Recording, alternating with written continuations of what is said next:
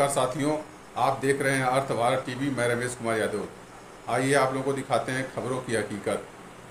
मैंने कल जनपद आजमगढ़ में एसएसपी के तौर पे कार्यभार ग्रहण किया है।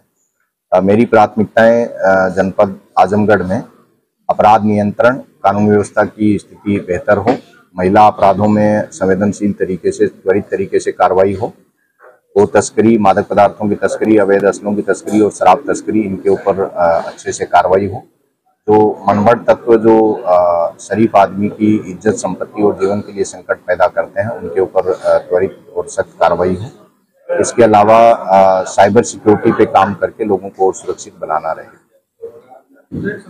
मैं मूल रूप से राजस्थान का रहने वाला हूं और 2016 बैच का आईपीएस अधिकारी हूं और मैं इससे पहले जनपद प्रतापगढ़, उससे पहले जनपद चंदौली और उससे पहले जनपद भदोही में एसपी के तौर पर कार्य किया है और उससे पहले कानपुर में एसपी पश्चिम के तौर पे मैं काम कर चुका हूं।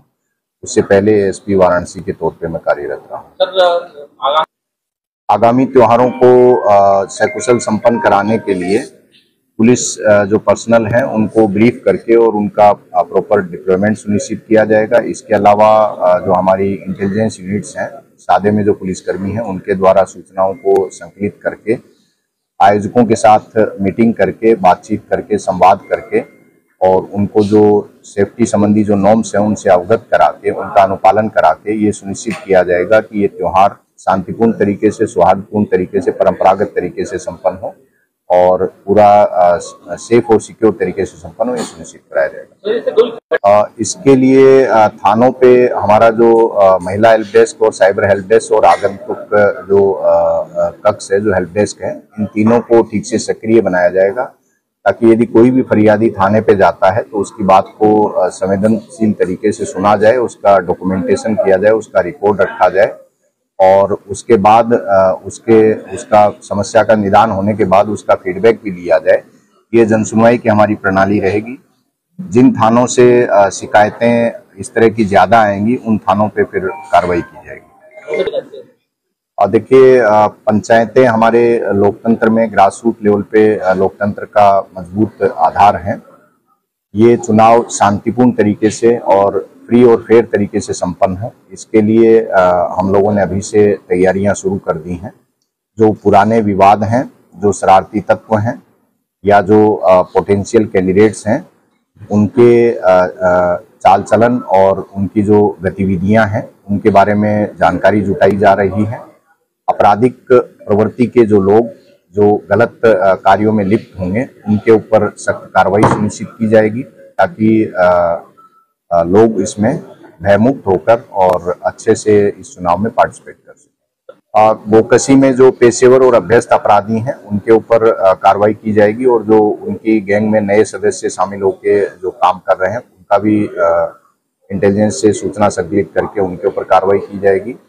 जो पेशेवर अपराधी हैं उनको चिन्हित करके उनके ऊपर गुंडा, गैंगस्टर और अवैध संपत्ति जो अपराध से अर्जित है उसको जब्तीकरण की कार्रवाई की जाएगी। देखिए, जो नियम कानून का पालन करने वाला व्यक्ति है, उसकी गरिमा और इज्जत की रक्षा करना और उसका सम्मान करना हमारा फर्ज है। अपराधी चाहे कोई भी हो, अपराधी के साथ अपराधी की तरह व्यवहार किया जाए। तो प्राइवेट गाड़ी से ले जाने का क्या संज्ञान में अभी नहीं आई है। वो ऑपरेशनल नीड कोई हो सकती है, ऑपरेशनल नीड कहीं भी आ सकती है, लेकिन प्रकरण क्या है ये मेरे संज्ञान में अभी नहीं आया है।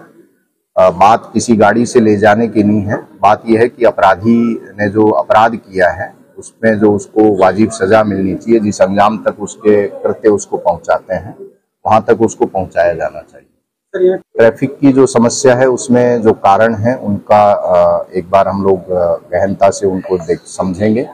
उसके बाद जितने भी संबंधित विभाग हैं, डीएम महोदय से बात करके और जितने संबंधित विभाग और पुलिस सब लोग मिल के एक प्लान बना के और उन कारणों का निवारण करके ट्रैफिक की समस्या को बेहतर करने का प्रयास किया। क्राइम होते हैं, सारे राजस्व विभाग के होते हैं, जमीन की